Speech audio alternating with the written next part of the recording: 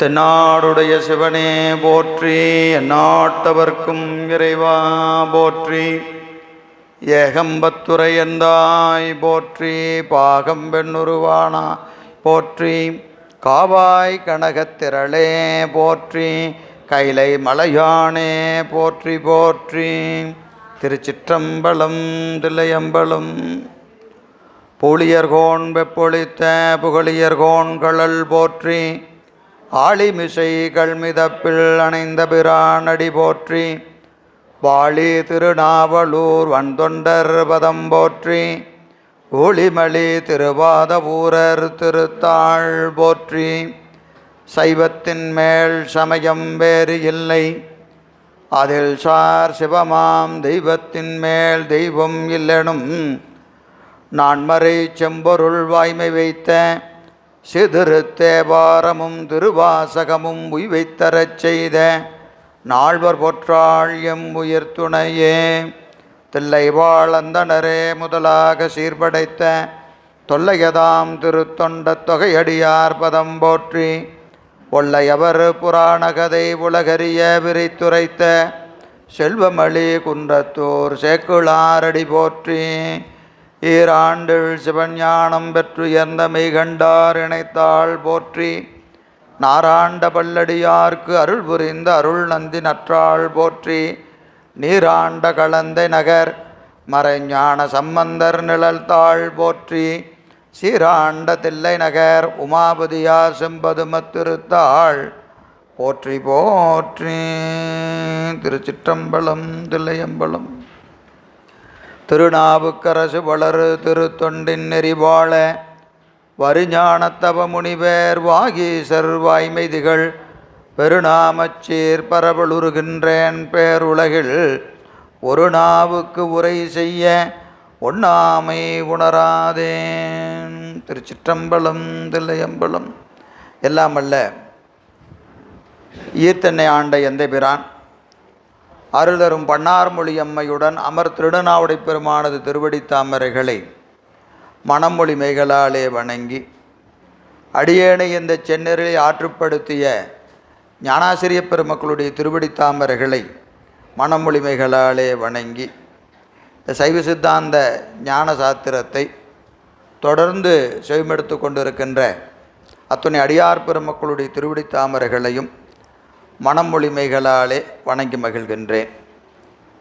திருவருளும் குருவருளும் கூட்ட நம்முடைய மெய்கண்ட தேவநாயனார் அருள் செய்த சைவ சித்தாந்தத்தின் மணிமகுடமாக போற்றக்கூடிய சிவஞான போதமாகிய இந்த ஞானப்பணுவலிலே நாம் கடந்த வகுப்பில் 2வது நூற்பாவினுடைய முதல் அதிகரணத்தை தோற்றுவாய் செய்திருக்கிறோம். நம்ம ஏற்கனவே முதல் நூற்பாவை நிறைவு செய்திருக்கிறோம். அதை அப்படியே தொட்டு பார்க்கலாம். நூற்பா என்னங்க? அவையேயாய் முதல் நூற்பா. அவன் அவள் அது எனும் அவை மூவினமையின் தோற்றிய திதியே ஒடுங்கி மலத்து உளதாம் அந்தம் ஆதி என்பனார் புலவர் என்பது சூத்திரம். எண்ணுதலிற்றோ எனின் சங்கார காரணனாய் உள்ள முதலையே முதலாக உடைத்து இவ்வுலகம் என்பது உணர்த்துதல் நுதலிற்று. இச்சூத்திரம் 3 அதிகரணங்களை உடையது. முதல் அதிகரணம் அவன் அவள் அது எனும் அவை மூவினைமையின் என்பது முதல் அதிகரணம். தோற்றிய திதியே ஒடுங்கி மலத்து உளதாம் என்பது 2ஆம் அதிகரணம். அந்தம் ஆதி என்பனார் புலவர் என்பது 3வது அதிகரணம். இதில் முதல் அதிகரணத்தில் அவன் அவள் அது எனும் அவை மூவினைமையின் என்பதை நாம் பார்க்கிற போது அவனென்றும் அவளென்றும் அது என்றும் பலவாய் சடமாய் அவயவ பகுப்புகளோடு கூடி சுட்டி அறியப்பட்ட உலகத் தொகுதி தோற்றம் நிற்றல் ஒடுக்கம் ஆகிய முத்தொழிலை உடையது என்று சொல்லி, இதில் யாரை மறுக்கிறாரு? உலகாயதர், மீமாஞ்சகர், தார்க்கியர், மீமாஞ்சகர், உலகாயதர் ஆகிய மூவரை மறுத்து உலகம் தோன்றி நின்று ஒடுங்கும் என்பதை நிறுவினார். அதை நிறுவிய நிலையில் ரெண்டாவது அதிகரணம். தோற்றிய திதியே ஒடுங்கி மலத்து உளதாம். இவ்வுலகம் ஒடுங்கிய உலகம், தோற்றுவிக்கப்பட்ட உள்பொருளே. அந்த தோற்றுவிக்கப்பட்ட உள்பொருளாகிய உலகம் கண்மமலம் பரிபக்குவம் அடையும் பொருட்டு ஒடுங்கியினிடத்து ஒடுங்கும். அவ்வாறு ஒடுங்கிய உலகம் ஆணவமலம் பரிபக்குவம் ஆகும் பொருட்டு மேல ஒடுங்கியினிடத்தே தோன்றும். இதுதான் ரெண்டாவது அதிகரணம். இதில் யார மறுத்தோம்? சமணர், மாத்துமிகர், சௌத்ராதிகர் என்று சொல்லக்கூடிய பௌத்தரில் இருசார், 4 பேரும் அதில் அடங்கும். நம்ம அதை குறிப்பாக 2 பேர்த்த மறுக்கிறோம். சமணர், மாத்துமிகர், சௌத்ராதிகர். அடுத்தது சாங்கியர். இவர்களை மறுத்து உலகம் உள்பொருளே. அதை 3 அதிகரணமாக பிரிக்கிறோமா இல்லையா? ரெண்டாவது அதிகரணத்தை 3ஆக பிரிக்கிறோம். தோற்றுவிய திதியே ஒடுங்கி மலத்து உளதாம் என்று சொல்லுகிற போது அதற்கு மேற்கோளும் ஏதும் என்ன செய்கிறாரு? 3A மேற்கோள் 3A தான். அதை பிரிச்சுக்கணும். இதெல்லாம் ஏற்கனவே படித்தது தான் இல்லையா? இவ்வுலகம் உள்ளது, இல்லதற்கு தோற்றமையின்மையின், உள்ளதற்கு செய்வோன் இன்றி செய்வினையின்மையின், ஒடுங்கின சங்காரத்தின் அல்லது உற்பத்தி இல்லை என்பதை என்ன செய்கிறாங்க? 3ஆக பிரித்து 3 மேற்கோள் 3 ஏதா பிரித்து உலகம் உள்பொருளே என்பது அதில் முதல் கூறு. அப்போ உலகம் சூனியம் என்று சொல்பவர், உலகம் இல்பொருள் என்று சொல்பவர், இவர்களையெல்லாம் மறுத்து யார்? சமணர், மாத்துமிகர், சௌத்ராதிகர் ஆகிய 3 பேரை மறுத்து உலகம் உள்பொருளே என்று நிறுவுகிறார். அப்புறம் சாங்கியர் இவரை மறுத்து உலகம் உள்பொருளே என்று நிறுவுகிறார். அப்போ உலகம் தோன்றி நின்று ஒடுங்கும், அந்த ஒடுங்கிய உலகம் உள்பொருளே என்று நிறுவிய நிலையில் அது ஒடுங்கியினிடத்து ஒடுங்கும், மேலே யாரிடத்து தோன்றும்? ஒடுங்கியினிடத்து தோன்றும். அப்போது உலகம் ஒடுங்கியினிடத்து ஒடுங்கியினிடத்து தோன்றும் என்பதை மறுப்பவர்கள் யார்? இரண்யகற்ப மதம், பாஞ்சராத்திரிகர் என இவர்களை மறுத்து உலகம் ஒடுங்கியினிடத்து ஒடுங்கும், எனவே அவனே முதல்வன் என்று நிறுவுகிறார். அதை ஏற்றுக்கொண்டவர் யார்? 3வது கூறு. 2வது அதிகரணத்தில் 3வது கூறு ஒடுங்கி ஒருவர் அல்ல பலர். உலகம் மூவினைப்படும் என்பது பொருந்தும், உலகம் உள்பொருளே என்பதும் பொருந்தும், ஒடுங்கியினிடத்து ஒடுங்கியினிடத்து தோன்றும் என்பதும் பொருந்தும். ஆனால் ஒடுங்கி ஒருவர் அல்ல பலர் என்று சொல்லக்கூடிய சிவ சமவாதி போன்றோரை மறுத்து அங்கே என்ன செய்கிறாருங்க? சங்கார கடவுளே உலகத்திற்கு முதல்வன் என்று சொல்லி, அடுத்து 3வது அந்தமே ஆதி என்பதை நிறுவி அங்கே சிவபேதவாதி போன்றோரை எல்லாம் மறுத்து உலகத்திற்கு முதல்வன் சங்கார கடவுளே என்று முதல் நூற்பாவில் நிறுவுகிறார். இதைத் தொடர்ந்து 3 இயைபு பார்த்தோம். சூத்திர இயைபு, அதிகரண இயைபு, ஓத்து இயைபு. 3 இயைபு பார்த்தோமா இல்லைங்களா? ஒரு தடவைக்கு 10 தடவை படிக்கணும். அதுக்காக ஒரு தடவை சொல்லி பார்த்துக்குவோம். எனக்கு ஞாபகமாக இருக்கான்னு சொல்லி பார்த்துக்கலாம். சரியா? 3 இயைபு: சூத்திர இயைபு, அதிகரண இயைபு, ஓத்து இயைபு. சூத்திர இயைபு என்ன சொன்னோம்? போன சூத்திரத்துக்கும் இந்த சூத்திரத்துக்கு உள்ள தொடர்ச்சி, அது சூத்திர இயைபு என்று சொல்லப்படும். அதிகரண இயைபு என்பது போன அதிகரணத்துக்கும், அதாவது முதல் நூற்பாவின் 3வது அதிகரணத்திற்கும் 2வது நூற்பாவின் முதல் அதிகரணத்திற்கு உள்ள தொடர்பு. இதற்கு என்ன பேர்? அதிகரண இயைபு. அப்புறம் ஓத்து இயைபு. ஓத்து இயைபுனா என்னது? இயல். இது என்ன இயல்? பிரமாண இயல். முப்பொருளுக்கு பிரமாணம் கூறுகிறார். முதல்ல பதிக்கு பிரமாணம் கூறினார், பிறகு பாசத்துக்கு சொல்லுகிறார். என்ன தொடர்பு? 3க்கும் 3 கேள்வி கேட்டு 3 பதில் சொன்னீங்கன்னா 3 இயைபு வந்துடும். சரியா? முதல் அதிகரண இயைபு என்னது? அதிகரண இயைபு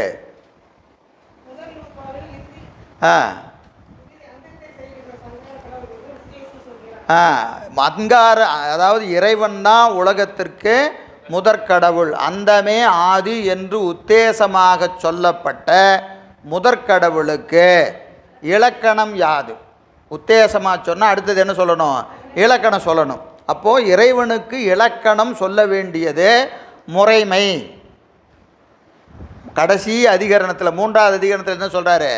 அந்தமே ஆதி, உலகத்துக்கு அந்தத்தை செய்கிற சங்கார கடவுளே உலகத்திற்கு ஆதின்னு சொல்லிட்டார். அப்போது அவனை பெயரளவில் சொட்டியாச்சு. சங்கார கடவுள் என்று பெயரளவில் சுட்டியாச்சு.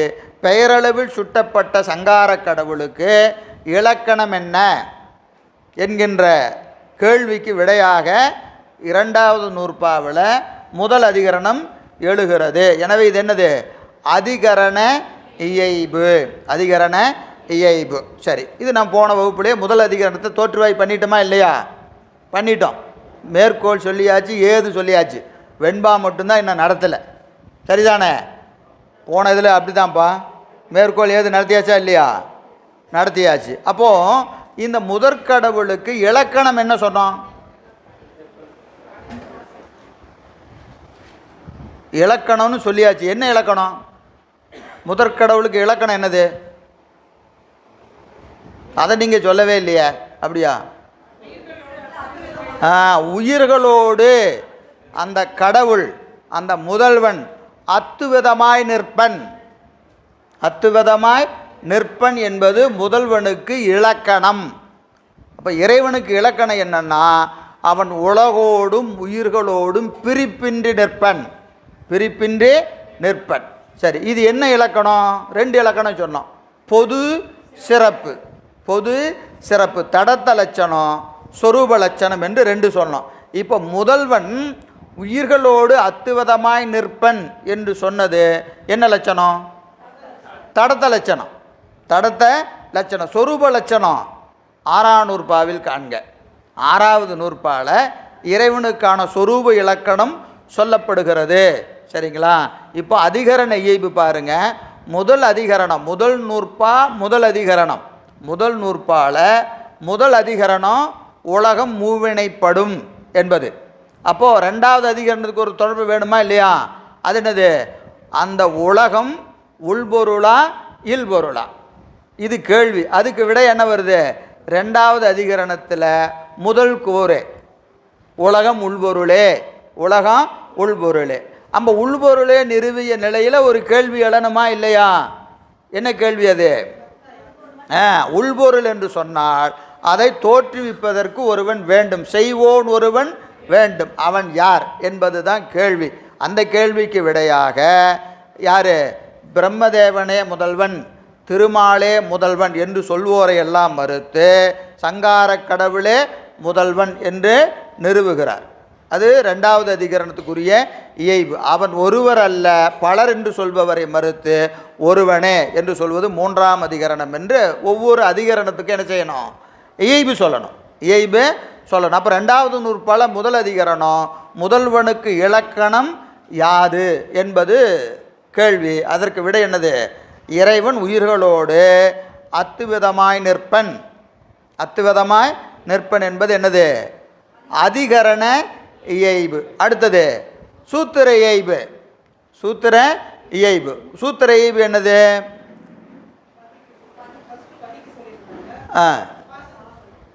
பதிக்கு சொல்லி பாசத்துக்கு சொன்னால் அது ஓத்து இயைபு. பதிக்கு சொல்லி பாசத்துக்கு சொன்னால், ஏன்னா அங்கே என்ன சொல்லியிருக்கீங்க? பிரமாணம் சொல்லியிருக்கிறீங்க.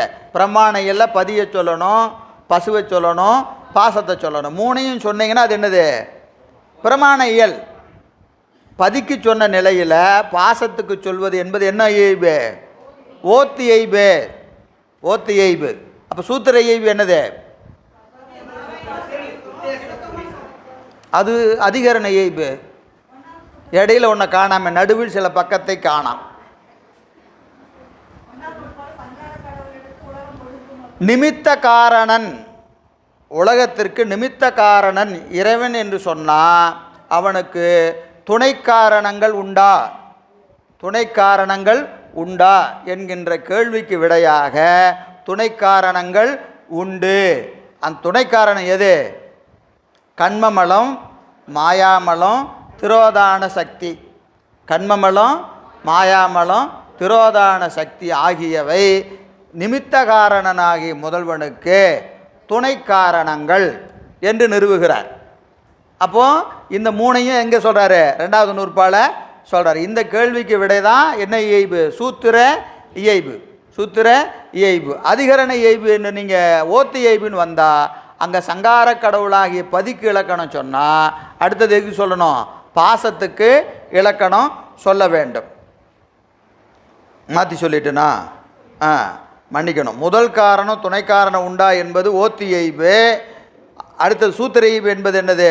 ஒடுங்கிய உலகம் மீள தோன்றுதல் எவ்வாறு, ஒடுங்கிய உலகம் மீள தோன்றுதல் எவ்வாறு என்கின்ற தடைக்கு விடையாக என்ன செய்கிறாரு? சூத்திர இயைபாக சொல்லுகிறார் என்பதெல்லாம் நம்ம இதுவரைக்கும் பார்த்ததனுடைய தொகுப்பு. சரியா? நேராக இப்போ நூற்பாவுக்கு போகலாம். அவையே யாய் தானே யாய், அவையே தானே யாய், ஆணையின் இருவினையின் போக்குவரவு புரிய ஆணையின் நீக்கமின்றி நிற்குமன்றே என்பது சூத்திரம். எண்ணுதலிற்றோ எனின் புனருற்பவம் வருமாறு உணர்த்துதல் நுதலிற்று. அப்போ புனருற்பவத்தை ஏன் சொன்னார்? முதல் உருவத்தை சொல்லாமல் நம்மானார் மாட்டு விளங்குவதில்லை. முதல் உருப்பவத்தை சொல்லணுன்னா நிறையா செய்தியை சொல்லணும். இப்போது அது சொன்னால் விளங்காது. அதனால் என்ன செஞ்சிட்டாரு? புனர் உற்பவத்தை சொல்லிட்டார். சரியா? எனவே புனர் உற்பவம் உணர்த்துமாறு நுதலிற்று என்று சொல்லுகிறார். சரி, அவையேயாய் தானேயாய், அவையே தானேயாய் என்பது முதல் அதிகரணம். ஆணையின் இருவினை என்பது இரண்டாம் அதிகரணம். போக்குவரவு புரிய என்பது மூன்றாம் அதிகரணம். நீக்கமின்றி நிற்குமென்றே, ஆணையின் நீக்கமின்றி நிற்குமென்றே என்பது நான்காம் அதிகரணம். 4 அதிகரணம். முதல் நூற்பா 3 அதிகரணம், இரண்டாவது நூற்பா 4 அதிகரணம். இதில் முதல் அதிகரணத்தில் அவையேயாய் தானேயாய், அவையே தானேயாய் என்று சொல்லக்கூடிய நிலையில் அவையேயாய் என்பது ஒன்றாய், தானேயாய் என்பது வேறாய், அவையே தானேயாய் என்பது உடனாய். இந்த மூணையும் சங்கரர், மாத்துவர், ராமானுஜர் போன்றோரை மறுத்து உயிருக்கு இறைவனுக்கு உள்ள கலப்பு அத்துவிதம் என்பதை நிறுவுகிறார். அதெல்லாம் நம்ம விரிவாக பார்த்தோமா இல்லையா? உடம்பும் உயிரும் போல கலப்பினால் ஒன்றாய். அடுத்தது கண்ணொளியும் சூரிய ஒளியும் போல தன்னிலையில் வேறாய், கண்ணொளியும் ஆன்மபோதம் போல உடனாய். இது சங்கரர் சொன்னது. ஒன்றாய் என்பதுக்கு என்ன சொன்னார்? பொன்னும் மணியும் போல ஒன்றாய். மாத்துவர் இருளும் ஒளியும் போல வேறாய். அடுத்தது சொல்லும் பொருளும் போல உடனாய். ராமானுஜர். இப்படி 3 பேர் 3 உதாரணம் சொன்னாங்க. இதை மறுத்து 3க்கும் 3 வேறு வேறு உதாரணங்களை சொல்லி நம்முடைய மெய்கண்ட தேவநாயனார் நிறுவுகிறார். இது மேற்கோள் என்ன செய்தாருங்க? மேற்கோள் என்னது? முதல் அதிகரணத்துக்கு மேற்கோள்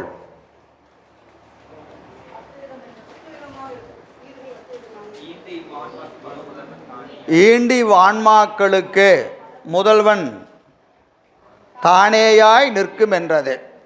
ஈண்டி வான்மாக்களுக்கு முதல்வன் தானேயாய் நிற்கும் என்றது. ஈண்டி வான்மாக்கள் பலவும் முதல்வன் தானேயாய் நிற்கும் என்றது. சரி, இப்போ ஒரு கேள்வி கேட்போமே. என்னது? ஈண்டி வான்மாக்கள் பலவும் எப்படி நிற்குது? தானேயாய் நிற்கிறதுன்னு சொல்லியிருக்கிறாரு. ஆனால் இவ்வளோ நேரம் என்ன சொல்லிகிட்டு இருந்தோம்? ஒன்றாய் நிற்கும், உடனாய் நிற்கும், வேறாய் நிற்கும்னு சொன்னோமா இல்லையா? ஒன்றாய் நிற்கும், உடனாய் நிற்கும், வேறாய் நிற்கும் 3 சொன்னோம். மேற்கோள் என்ன சொல்லியிருக்கிறாரு? தானேயாய். தானேயாய்ன்னு என்னது? உடனாய். தானேயாய் என்பது உடனாய். அப்போது மேற்கோள் என்ன சொல்கிறாரு? ஈண்டி வான்மாக்கள் பலவும் முதல்வன் தானேயாய் நிற்கும் என்றது என்பது முதல்வன் ஆன்மாக்களோடு உடனாய் நிற்பன். என்ன சொல்கிறாரு? உடனாய் நிற்பன்னு சொல்கிறார். ஆனால் நம்ம என்ன சொல்லிட்டு இருக்கிறோம்? 3ஆவது நிற்பன்னு சொல்கிறோமா இல்லையா? அப்போ இங்கே என்ன சொல்லியிருக்கணும்?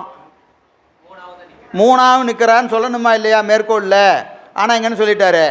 உடனாய் மட்டும் சொல்லிட்டார். உடனாய் என்பதை மட்டும் சொல்லிட்டார். அப்போ மற்ற ரெண்டு இல்லையா அப்படின்னு கேட்டால், தானே என்பதோடு ஒன்றாயும் வேறாயும் என்பது பெறப்படும் என்பது பெறப்படும். அப்போது முதல்வன் மூன்றுமாய் நிற்பன், ஒன்றாய் வேறாய் உடனாயும் நிற்பன் என்பது அந்த மேற்கோளின் கருத்து. அது சொல்லுகிற போது தானேயாய் நிற்கும்னு சொன்னாலும் அங்கே கருத்து என்னது? மூணாவும் நிற்பான், ஒன்றாயும் நிற்பான், உடனாயும் நிற்பான், வேறாயும் நிற்பான். சரி, அதற்கு ஏது? அத்துவிதம் என்ற சொல்லானே ஏகம் என்னின், ஏகம் என்று சுட்டுவது உண்மையின், அத்துவிதம் என்ற சொல்லே அந்நிய நாத்தியை உணர்த்துமாயிட்டு. படித்தா புரியுதா? போன தடவை நடத்தணும், போகிற நேரத்தில் நடத்தணும். புரிஞ்சுதா? அது இந்த ஏதுவை படித்தா புரியுதா? எத்தனை பேர்த்துக்கு புரியுது?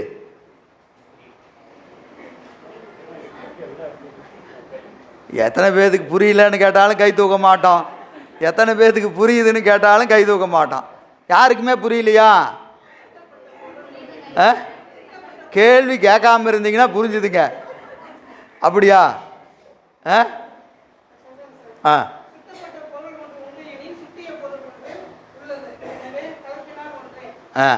அதாவது அத்துவிதம் என்ற சொல்லானே, அத்துவிதம்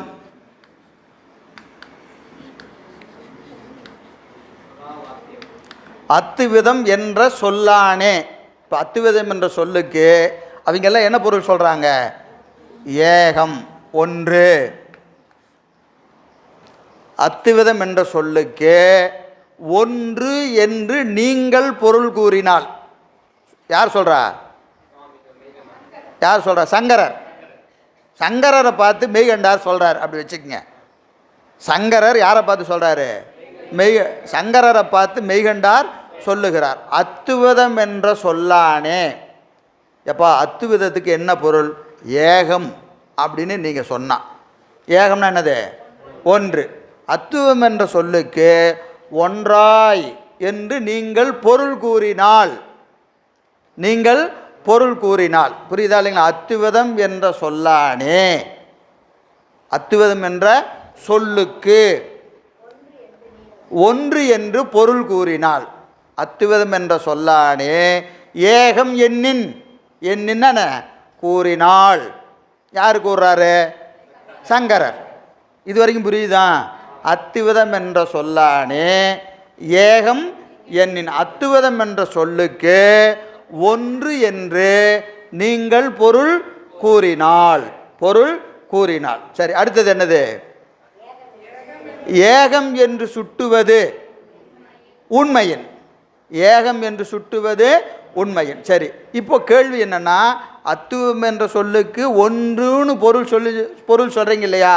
இந்த ஒன்றுன்னு சொன்னது எது? கேள்வி என்னது? ஒன்று என்று சொன்னது எது? இப்போ நான் சொல்கிறேன், இப்போ நான் சொல்லிட்டு இருக்கிறேன், நான் மட்டும்தான் இருக்கிறேன். நான் சொல்லிட்டு இருக்கிறேன், என்ன சொல்கிறேன்? நான் மட்டும்தான் இருக்கிறேன். அடுத்த கேள்வி என்னது? யார்கிட்ட சொல்லிட்டு இருந்த? இல்லை, அவர் மட்டும்தான் இருக்கிறார். சொன்னது யாரு? நான் மட்டும்தான் இருக்கிறேன்னு நான் சொன்னேன்னா, நான் யார்கிட்ட சொன்னேன் அப்படின்னு ஒரு கேள்வி வருதா இல்லையா? இல்லைங்க, யாருமே இல்லைங்க, நான் பாட்டுக்கு சொல்லிகிட்டு இருந்தேன். என்னென்ன? நான் மட்டும்தான் இருக்கிறேன், நான் மட்டும்தான் இருக்கிறேன் அப்படின்னா அதுக்கு பொருத்தமுடையதா? இல்லை. அவர் மட்டும்தான் இருக்கிறார் அப்படின்னு ஒருத்தர் தனியாக சொல்லிட்டு இருக்கிறார். அப்போ ஏப்பா நீ மட்டும்தான் இருக்கிற, நீ என்ன சொல்லிட்டு இருக்கிற? அவர் மட்டும்தான் இருக்கிறார், அவர் மட்டும்தான் இருக்கிறார்னு சொல்லலாம். ஒன்று, நானே நான் ஒருவன் தான் இருக்கிறேன் என்று சொன்னால் நான் யாரிடம் சொன்னேன்? கேட்டதுக்கு ஒரு ஆள் இருக்கணுமா இல்லையா? இல்லை. இன்னொருத்தர் அவர் மட்டும்தான் இருக்கிறாருன்னு சொன்னால் சொன்னவர் ஒருத்தர் இருக்கணுமா? எப்படி பார்த்தாலும் இங்கே எத்தனை பேர் வேணும்? 2 பேர் வேணும். நானே சொன்னால் யார்கிட்ட சொன்னேன்னு ஒரு கேள்வி வரும். நான் சொல்லலைங்க, நான் மட்டும்தான் இருக்கிறேன்னு நான் சொல்லலை. யார் சொன்னா? இன்னொருத்தர் சொன்னார். அப்போ சொன்னவர் ஒருத்தர் இருக்கிறாரா? இப்போ யாருமே இல்லைன்னா இந்த கேள்வி எதுக்கு வருது? இருக்கிறது ஒரே ஒரு ஆள். இப்போ ஒன்றா இரண்டா என்று ஒரு கேள்வி எங்கு எழும்புகிறது? சந்தேகம் முதல்ல யாருக்கு வந்துச்சு? இங்கே நான் அறையில் நான் மட்டும்தான் இருக்கிறேன். இப்போ எனக்கு நான் மட்டும்தான் இருக்கிறேனான்னு எனக்கே சந்தேகமா இல்லையா? இப்போ சந்தேகம் ஒரு ஆளுக்கு வரணும், அவர் ஒரு கேள்வியை கேட்கணும், அதுக்கு ஒருத்தர் பதில் சொல்லணும். இப்போ என்னாச்சு? 3 பேர் ஆயிடுச்சு. சந்தேகம் வந்தது ஒருத்தர், கேட்டது ஒருத்தர், பதில் ஒருத்தர். சரிங்களா? எனக்கு சந்தேகம் வந்து ஏப்பா எத்தனை பேர்ப்பா இருக்கிறாங்க? நான் மட்டும்தான் இருக்கிறேன்னு சொன்னால் 2 ஆள். எத்தனை பேர் இருக்கிறான்னு கேட்டு நான் மட்டும்தான் சொன்னால் 2 ஆள். நான் இன்னொரு ஆள்கிட்ட போய் ஏப்பா எத்தனை பேர் இருக்கிறாங்க? அவர் மட்டும்தான் இருக்கிறார். இப்போ எத்தனை ஆள் ஆயிடுச்சு? 3 ஆள் ஆயிடுச்சு. இப்போ எப்படி பார்த்தாலும் ஒரு ஆள் இல்லை. சரியா? இதுதான் கேள்வி. அத்துவிதம் என்ற சொல்லானே ஏகம் என்னின், அத்துவிதம் என்ற சொல்லுக்கு ஒன்று என்று பொருள் கூறினாள். ஏகம் என்று சுட்டுவது உண்மையின். ஒன்று தான் இருக்குதுன்னு ஒன்று காட்டிச்சா இல்லையா? பிரம்ம பொருள் ஒன்று தான் இருக்குதுன்னு ஒன்று என்ன செய்யுது? சுட்டி காட்டுகிறது. பிரம்மம் ஒன்றே அப்படின்னு இன்னொரு பொருள் என்ன செய்யுது? சுட்டி காட்டுகிறது. அப்போ சுட்டியது ஒன்று, சுட்டப்பட்ட பொருள் ஒன்று. சுட்டியது ஒன்று, சுட்டப்பட்ட பொருள் ஒன்று. எனவே ஏகம் என்று சுட்டுவது உண்மையின் இருக்கும். ஏகம் என்று சுட்டிய ஒரு பொருள் இருக்கும். சரியா? இப்போ பாருங்க வாக்கியத்தை திருப்பி. ஆனால் அது பெரிய வாக்கியமாக தெரியும், ஆனால் கருத்து புரிஞ்சிட்டிங்கன்னா அதில் குழப்பத்துக்கெல்லாம் ஒன்றும் இல்லை. அத்துவிதம் என்ற சொல்லானே ஏகம் என்னின், ஏகம் என்று சுட்டுவது உண்மையின். சுட்டுனது ஒன்று இருக்கா? அத்துவிதம் என்ற சொல்லே,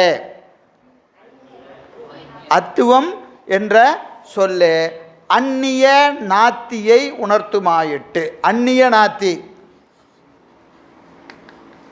அந்நியம் வேறு, நாத்தி இன்மை இல்லை. இப்போ அந்நிய நாத்தி என்பதற்கு வேறின்மை. எப்போ இந்த திருமணம்லாம் பண்ணும்போது கேட்பாங்களா இல்லையா? எப்பா பொண்ணு அந்நியமா கேட்குறாங்களா இல்லையா? சொந்தமா அந்நியமா? அப்படின்னா என்னதான்? முன்ன பின்ன பழக்கலாம், அது வேற, இது புது சொந்தம். அதுக்கு என்ன சொல்கிறோம்? அந்நியம் சொல்கிறோமா இல்லைங்களா? எல்லாம் வழக்கத்தில் இருக்கிறது தான். எதோ கேட்டால் ஏதோ சித்தாந்தத்தில் எதையோ சொல்கிறாங்கன்னு வச்சுக்க. அந்நியம் என்பது வேறு, நாத்தி என்பது இன்மை. வேறின்மை, வேறின்மைன்னு என்னது? 2 பொருள் இருக்கு, வேறுபாடு தெரியாமல் ஒன்றா இருக்குது. 2 பொருள் எப்படி இருக்கு? ஒன்றா இருக்கு, வேறுபாடே தெரியல. 2 பொருளும் வேறுபாடு தெரியாமல் எப்படி இருக்குது? கலந்து ஒன்றாக நிற்கின்றது. அந்நிய நாத்தி என்பதற்கு வேறின்மை, கலப்பினால் ஒன்றாய் நிற்கின்றது. கலப்பினால் ஒன்றாய் நிற்கிறதுன்னு சொன்னாவே பொருள் 2 இருக்குதுன்னு அர்த்தம். ஒரு பொருளை கலக்க வேண்டிய அவசியம் இல்லை. 2 பொருள் இருந்தால் தான் கலக்கணும், இல்லை 2க்கு மேற்பட்ட பொருள் இருந்தால் தான் கலக்கணும். அப்போது 1ற்கு மேற்பட்ட பொருள்கள் கலந்து எப்படி நிற்குது? ஒன்றாய் நிற்கின்றது, ஒன்றாய் நிற்கிறது. அப்போ அத்துவிதம் என்ற சொல்லுக்கு 2 பொருள்கள் கலப்பினால் ஒன்றாய் நிற்கின்றது என்பது பொருள். காரணம், அத்துவிதம் என்ற சொல்லுக்கு 1 என்று பொருள் கூறினால் ஒன்றாகிய பொருளும் 1 என்று சுட்டப்பட்ட மற்றொரு பொருளும் ஆகிய 2ம் எப்படி நிற்குது? கலந்து ஒன்றாய் நிற்கிறது என்பது பொருள். கலந்து ஒன்றாய் நிற்கிறது என்பது பொருள். இப்போ ஒரு தடவை படித்து பாருங்க. அத்துவிதம் என்ற சொல்லானே ஏகம் என்னின், ஏகம் என்று சுட்டுவது உண்மையின். அத்துவிதம் என்ற சொல்லே, நாம் ஆங்கிலத்தில் சொல்லுமா இல்லைங்களா? Itself, the word itself. அத்துவிதம் என்ற சொல்லே, இதுக்கு தனியாக விளக்கத்துக்கு ஒரு சொல்லு தேவையில்லை. அத்துவிதம் என்ற சொல்லுக்கு வேறு எங்கெல்லாம் விளக்கம் வேண்டாம். அந்த சொல்லே, த வேர்டு இட்ஸ் செல்ஃப். புரியுதுங்களா? அத்துவிதம் என்ற சொல்லே எதை காட்டுகிறது? அந்நிய நாத்தியை வேறின்மையை நமக்கு காட்டுகின்றது. புரிஞ்சுதுங்களா? புரிஞ்சுதா புரியலையா? இன்னொரு கிட்ட சொல்லணுமா? புரிஞ்சிருச்சுல்ல? சரியா? பார்த்தா நமக்கு ஒரு மாதிரி இதே திரும்ப திரும்ப அத்துவிதம் 3 தடவை வருதுங்கிற மாதிரி இருக்கும். ஆனால் அதில் ரொம்ப நுட்பமாக அழகாக சொல்லியிருக்கிறாங்க, ரொம்ப விளக்கமாக சொல்லியிருக்கிறாங்க. அத்துவிதம் என்ற சொல்லானே ஏகம் எண்ணின் ஏகம் என்று சுட்டுவது உண்மை. முதல்ல அது ஒரு வாக்கியம். அத்துவிதம் என்ற சொல்லானே ஏகம் எண்ணின், ஒரு கோடை போட்டுங்க, இது ஒரு கருத்து. சரிங்களா? ஏகம் எண்ணின் ஏகம் என்று சுட்டுவது உண்மையின், அது ஒரு கருத்து. அத்துவிதம் என்ற சொல்லு அந்நிய நாத்தியை உணர்த்துமாயிட்டு என்பது 3வது கருத்தை சொல்லி, அத்துவிதம் என்ற சொல்லுக்கு 2 பொருள்கள் கலப்பினால் ஒன்றாய் நிற்கின்றது என்பது பொருள் என்று நிறுவுகிறார். இதற்கு தடை தான் என்ன செய்கிறாங்க, இந்த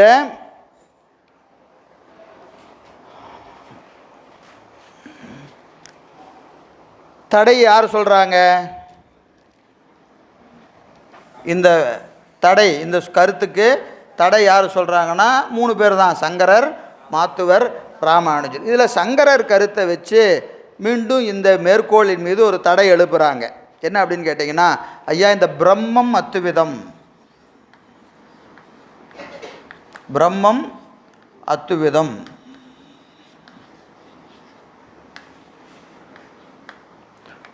வேதங்களில் உபநிடதங்களில் இந்த சொல் இருக்குது, பிரம்மம் அத்துவிதம். பிரம்மம் அத்துவிதம் என்பதற்குத்தான் இப்போ நீங்கள் பொருள் சொல்லியிருக்கிறீங்க. பிரம்மம் அத்துவிதம் என்பதற்கு நீங்கள் பொருள் என்ன சொன்னீங்க? பிரம்மமாகிய இறைவன், பிரம்மமாகிய இறைவன் எப்படி இருக்கிறான்? அத்துவிதமாக இருக்கிறான். அத்துவிதம் என்ற சொல்லுக்கு ஒன்றாயிருக்கிறான், வேறாயிருக்கிறான், உடனாயிருக்கிறான் என்று 3ஆக சொல்லுறீங்க. அப்போது யாராக இருக்கிறா? பிரம்மமாகிய இறைவன் உண்டு, அவன் கலப்பில் இருக்கக்கூடிய உயிர் உண்டு, அவனுக்கு உடைமையாகிய சடமாகிய பாசம் உண்டு. சைவ சித்தாந்தம் அதானே சொல்லுது. சைவ சித்தாந்தம் சொல்லக்கூடிய நித்த பொருள் எத்தனை? பதி, பசு, பாசம். சரிங்களா? இவர்கள் சொல்வது, சங்கரர் சொல்கிறது ஒன்று தான், பிரம்மம் ஒன்றே, பிரம்மம் ஒன்றே. அவங்க ஒரு பொருள் கொள்கிறாங்க. அதனால தான் எங்களுக்கு என்ன பேர்? ஏகான்மவாதம். நம்மளதெல்லாம் 3 பொருள் உண்டு. சரி, அப்போது நீங்கள் வேதத்தில் இருந்து தான் இதையெல்லாம் நீங்கள் நிறுவ வேண்டியதாக இருக்குது. தத்துவ ஞானத்தை எதிலிருந்து நிறுவுகிறாங்க? வேதத்திலிருந்து நிறுவுகிறாங்க. அப்போ இந்த சொல்லை எடுத்து சங்கரர் கேட்டாரானா, சங்கரர் கேட்குறாருன்னா என்ன அர்த்தம்? சங்கரர் கொள்கை கேட்குதுன்னு அர்த்தம். சங்கரர் வாழ்ந்த காலம் வேறு, மெய்கண்டார் வாழ்ந்த காலம் வேறு. இவர் எங்கே அவர்கிட்ட போய் கேட்டார், அவர் எங்கே இவருக்கு பதில் சொன்னார், அப்படியெல்லாம் நினைக்கக்கூடாது. சங்கரர் கேட்குறாருன்னா என்ன கேட்குது? சங்கருடைய தத்துவ ஞானம், அவருடைய கொள்கையின் மீது மெய்கண்டார் கேட்குறாரு. சரிங்களா? இப்போ பிரம்மம் அத்துவிதம் என்ற சொல்லுக்கு பிரம்மமாகி இறைவன் உயிர்களோடு ஒன்றாய் நிற்கின்றான், உடனாய் நிற்கின்றான், வேறாய் நிற்கிறான் என்று நீங்கள் பொருள் சொன்னீங்கன்னா, அப்போது இந்த பிரம்மம் என்ற சொல்லுக்கு இன்னொரு பொருள் இருக்கிறது. அது என்ன அப்படின்னு கேட்டிங்கன்னா, இப்போ ஒரு தடை பின்னாடி பார்த்துக்கலாம். இந்த தடை என்னன்னு கேட்டிங்கன்னா, பிரம்மமாகிய இந்த இறைவன் ஒன்றாயிருக்கிறான்னு சொல்லுங்கள், இல்லைனா வேறாயிருக்கிறான்னு சொல்லுங்கள், இல்லைனா உடனாய் நிற்கின்றான் என்று சொல்லுங்கள். அது நாங்கள் ஒருத்தனே, அது ஒரு நேரத்தில் ஒன்றாயிருப்பான், ஒரு நேரத்தில் வேறாயிருப்பான், ஒரு நேரத்தில் உடனாயிருப்பான்னு சொன்னால் கூட பரவாயில்ல. புரியுதுங்களா? இறைவன் உயிர்களோடு ஒரு நேரத்தில் ஒன்றா இருப்பானுங்க, ஒவ்வொரு நேரத்தில் வேறாக இருப்பான், ஒவ்வொரு நேரத்தில் உடனாய் நிற்பான்னு சொன்னால் அதை கூட ஏற்றுக்கலாம். நீங்கள் என்ன சொல்கிறீங்க? ஒரே நேரத்தில் அவன் ஒன்றாயும் இருப்பான், வேறாயும் இருப்பான், உடனாயும் இருப்பான் என்று சொன்னால் இதற்கு அநேகாந்தவாதம்.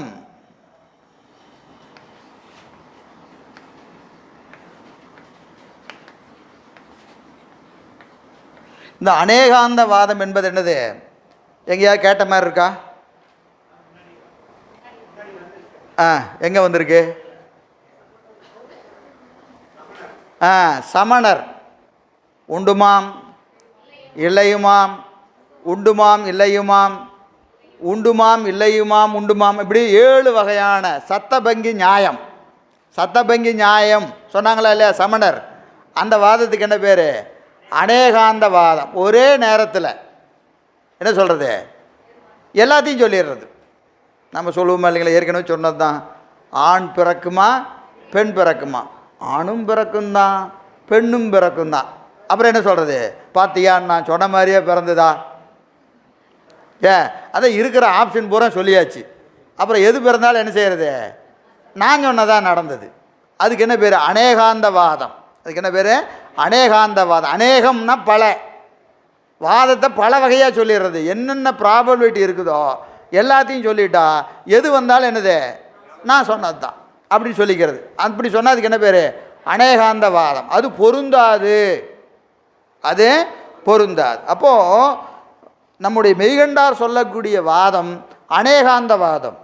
முதல்வனே உயிர்களோடு ஒரே நேரத்தில் ஒன்றாயும் இருப்பான், பேராயும் இருப்பான், உடனாயும் இருப்பான் என்பது அநேகாந்த வாதம் என்று அவர்கள் என்ன செய்கிறாங்க, தடை எழுப்புகிறாங்க, தடை எழுப்புகிறார். அப்படி எழுப்புகிற தடைக்கு விடையாக வெண்பா செய்கிறார்.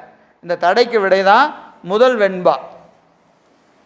கட்டும் உறுப்பும் கரணமும் கொண்டு உள்ளம் இட்டதொரு பேரழைக்க என் என்றாங்கு ஒட்டி அவன் உளம் ஆகிலன் உளம் அவன் ஆக மாட்டாது அவன் உளமாய் அல்லனுமாம் ஆங்கு.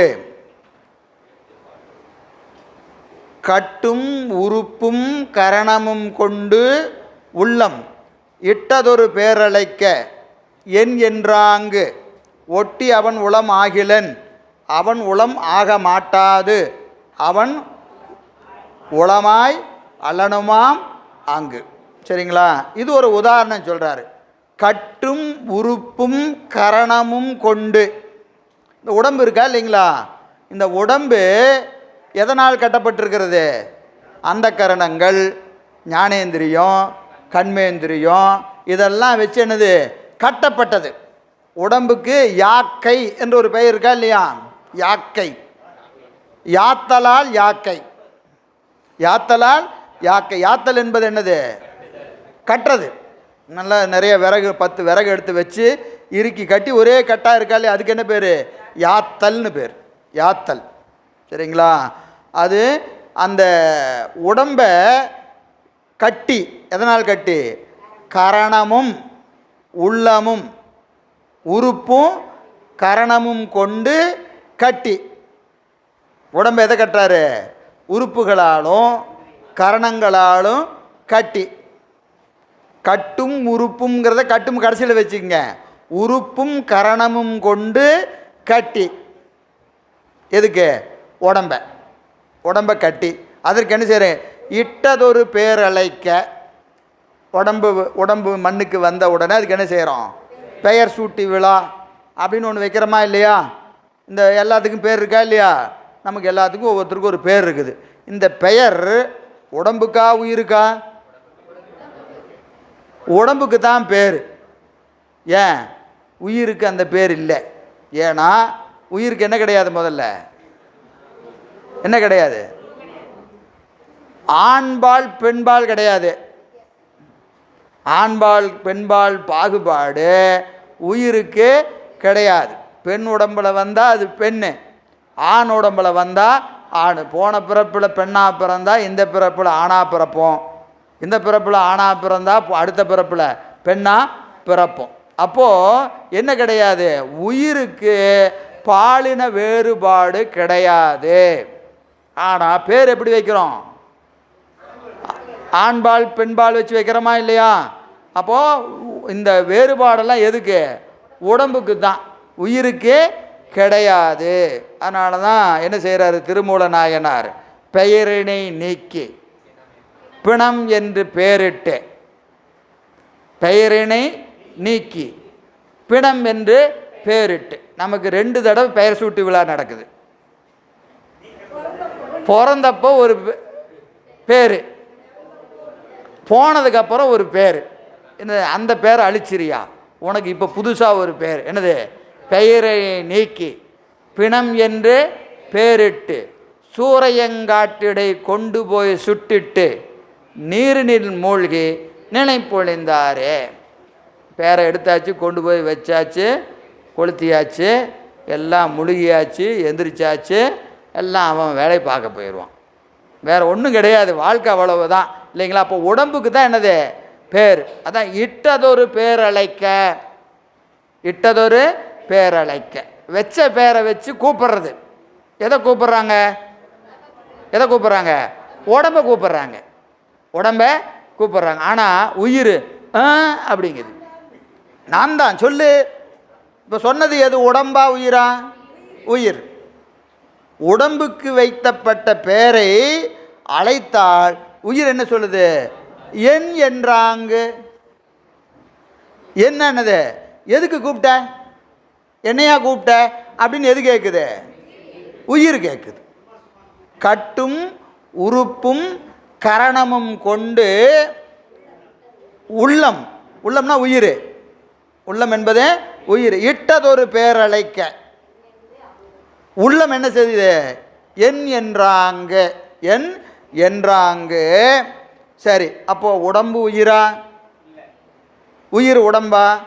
இல்லை, உடம்பு வேறு, உயிர் வேறு. ஆனால் இப்போ உடம்பு வேறுன்னு நமக்கு தெரியுமா தெரியாதா? தெரியுமா தெரியாதா? தெரியும். கண்ணாடி போய் முன்னாடி நின்னா அப்படியே இப்படி பார்த்து அழகு பார்த்து, ஏன் அது வேறங்க நான் வேறங்க அப்படின்னு சொல்ல முடியுதா? போன உடனே என்ன செய்கிறோம்?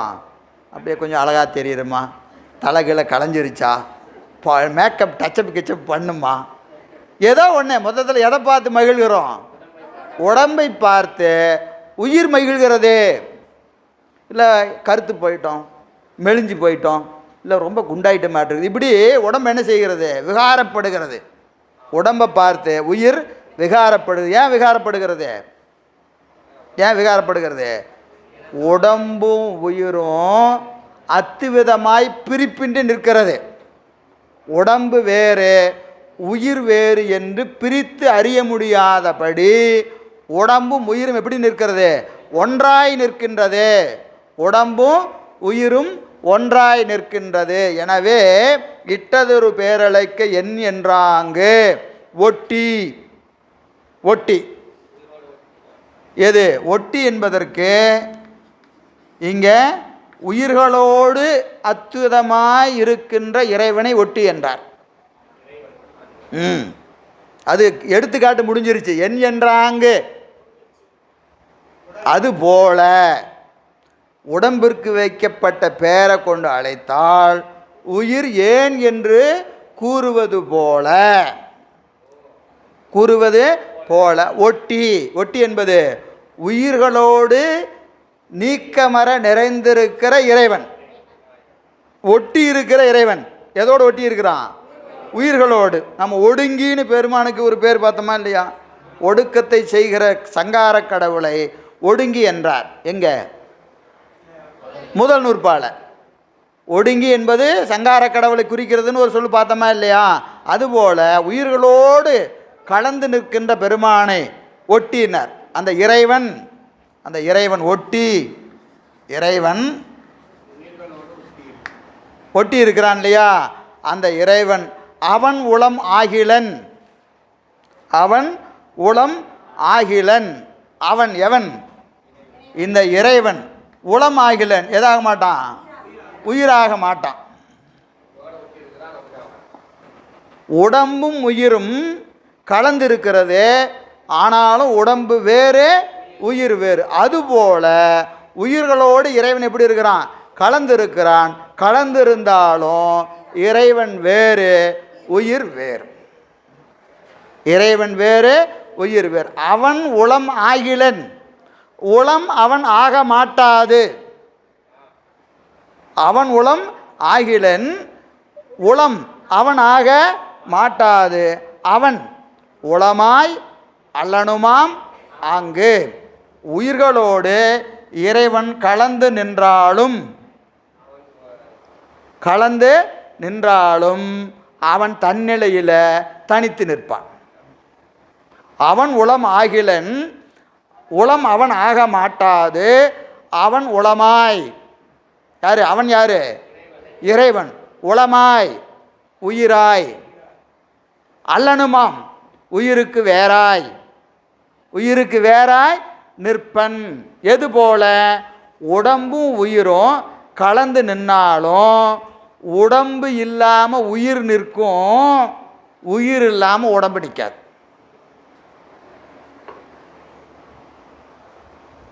உடம்பு இல்லாமல் உயிர் நிற்குமா நிற்காதா? உடம்பு இல்லாமல் உயிர் நிற்குமா நிற்காதா? நிற்கும். உயிர் இல்லாமல் உடம்பு என்ன ஆகும்? அழிஞ்சு போகும். உடம்பில் உயிர் இருந்தால் தான் இந்த உடம்பு அப்படியே நிற்கும். உடம்பை விட்டு உயிர் போயிடுச்சுன்னா என்ன ஆயிரும்? உடம்பு அழிஞ்சு போயிடும். உடம்பார் அழிவர் உயிரார் அழிவர். ஐயா, தசவாயில் தனஞ்சயன் என்று ஒரு வாயு இருக்கு. தசவாயு தனஞ்சயன். 10 வாயுக்களில் 10வது வாயு தனஞ்சயன். அதுக்கு பிறந்ததுலேருந்து இறக்கிற வரைக்கும் அதுக்கு வேலையே கிடையாது. தனஞ்சயன் வாயுக்கு வேலையே கிடையாது. அது என்ன வேலைன்னு கேட்டிங்கன்னா, உடம்பை விட்டு உயிர் போயிடுச்சுன்னா அந்த தனஞ்சயன் ஆக்டிவேட் ஆயிரும். எந்த உடம்பாக இருந்தாலும் சரி, நாயாக இருந்தாலும் சரி, பேயாக இருந்தாலும் சரி, எந்த உடம்புலையும் இந்த 10 வாயில் அந்த தனஞ்சயன்கிற வாயு இருக்கும். சரிங்களா? உடம்பை விட்டு உயிர் போயிருச்சுன்னா என்ன ஆயிரும்? அந்த ஆக்டிவேட் ஆயிரும். அது உடம்பை அழிச்சிரும். ஆமாம், அந்த தனஞ்சயன் வாயு ஆக்டிவேட் ஆச்சுன்னா என்ன ஆயிரும்? உடம்பு அப்படியே செதஞ்சு போகும், டீகம்போஸ் ஆகிடும். சரிங்களா? இப்போ ஞானிகள்லாம் உடம்பை விட்டு பரகாய பிரவேசம் பண்ணுறாங்களா இல்லையா? பரகாய பிரவேசம் பண்ணாலும் அவங்க உடம்பு அழியாது. ஏன் அழியாதுன்னா தனஞ்சயன் ஆக்டிவேட் ஆகாது. அதனால் அந்த உடம்பு பாட்டுக்கு அப்படியே இருக்கும். அவங்க பாட்டுக்கு இங்கேருந்து கூடு விட்டு கூடி வாஞ்சி எங்காவது திருமூலர் வரலாறு தெரியுமா இல்லையா? இடையனுடைய உடம்புக்குள்ளே போயிடறாரு, உடம்பை மறைச்சி வச்சுட்டு போயிடுறாரு. உடம்பு அப்படியே தான் இருக்குது. அப்புறம் யாரோ வந்தவங்க பார்த்து எரிச்சிடுறாங்க அதை. சரியா? அப்போது அந்த உடம்பு என்னாகாது? தானாக அது அழியாது. உயிர் இல்லைன்னா உடம்பு அழிஞ்சு போகும். ஆனால் உடம்பு இல்லாமல் உயிர் நிற்கும். அதுபோல உயிர் என்பது சிவம் கலந்திருந்தால் தான் இருக்கும். சிவம் கலக்கலைன்னா உயிர் இருக்காது, உயிர் நிலைத்து நிற்காது. ஆனால் உயிரில் கலக்காமல் சிவம் தனித்து நிற்கும். உடம்பு இல்லாமல் உயிர் நிற்பது போல உயிர் இல்லாமல் சிவம் என்ன செய்யும்? தனித்து நிற்கும், தனித்து நிற்கும். அதான் இந்த எடுத்துக்காட்டு. அப்போ ஏன் அவன் ஒன்றாக இருக்கிறான்னு கேட்டால், உயிருக்கு உயிர் என்பது உடம்போடு கூடிய நிற்கும், உடம்பு இல்லாமையும் நிற்கும். அதுபோல சிவம் உடனாய் நிற்கும், வேறாய் நிற்கும். உடனாயும் வேறாய் நிற்கிறது, ஒன்றாயும் நிற்கும். சரிங்களா? 3 வகையிலையும் எது நிற்கும்? சிவம் உயிர்களோடு கலந்து நிற்கும் என்பதற்கு தான் இந்த உதாரணம். கட்டும் உறுப்பும் கரணமும் கொண்டு உள்ளம் இட்டதொரு பேரழைக்க என் என்றாங்கு ஒட்டி அவன் உளம் ஆகிலன். உளம் அவன் ஆக மாட்டாது அவன் உளமாய் அல்லனுமாம் ஆங்கு என்று சொல்லுகிறார். அதுபோல பிரம்மமாகிய பெருமான் உயிர்களோடு முன்னிலையிலும் நிற்பன், முன்னிலையிலும் நிற்பன் என்று சொல்லுகிறார். சரி, இப்போ இதன் மீது ஒரு தடை எழுப்புறாங்க. இப்போ நீங்கள் பிரம்மம் அத்துவிதம் என்ற சொல்லுக்கு, அத்துவிதம் என்ற சொல்லுக்கு இறைவன் உயிர்களோடு மூன்றாயும் நிற்பான்னு சொல்கிறீங்களே, மூன்றாயும் நிற்பான்னு சொல்கிறீங்க. இந்த சொல் எங்கே இருக்குது? பிரம்மம் அத்துவிதம் என்பது எங்கே இருக்கிறது?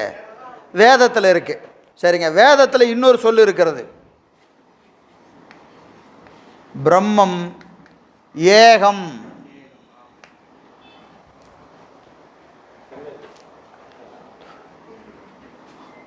அத்துவிதம். பிரம்மம் அத்துவிதம் என்ற சொல்லுக்கு நீங்கள் இப்படியெல்லாம் பொருள் சொல்லிட்டீங்க. சரிங்க, அதே வேதத்தில் இன்னொரு சொல் இருக்குது. என்னென்னு இருக்கு? பிரம்மம் ஏகம்னு ஒரு சொல் இருக்கு. பிரம்மம் ஏகம் என்று சொல்லுகிறது. இதுக்கு என்ன பொருள் சொல்லுவீங்க? பிரம்மம் ஏகம் என்று சொல்லுகிறதே, இதற்கு என்ன பொருள் சொல்லுவீங்க? இப்படி பார்த்தா நீங்கள் உயிர் ஒன்று ஒன்று உண்டு, இறைவன் என்ற ஒன்று உண்டுன்னு 2 சொல்லிட்டீங்களா இல்லையா? அப்போ இந்த இடத்துல ஏகம்னே சொல்லியாச்சே, பிரம்மம் ஏகம்னு சொல்லி இருக்குது. இதுக்கு என்ன பொருள் சொல்லுவீங்க? இதுதான் கேள்வி. நாங்கள் ஒன்றுன்னு சொல்கிறது தான் இதுக்கு பொருத்தமாக இருக்கிறது. நீங்கள் ரெண்டு பொருள் சொல்கிறீங்களா இல்லையா, அது பொருந்தாது என்று தடை எழுப்புகிறாங்க அபேதவாதிகள். அபேதவாதிகள் தடை எழுப்புகிறார்கள். இந்த தடைக்கு விடையாக ரெண்டாவது வெண்பா, ஒன்றென்றது ஒன்றேகான்.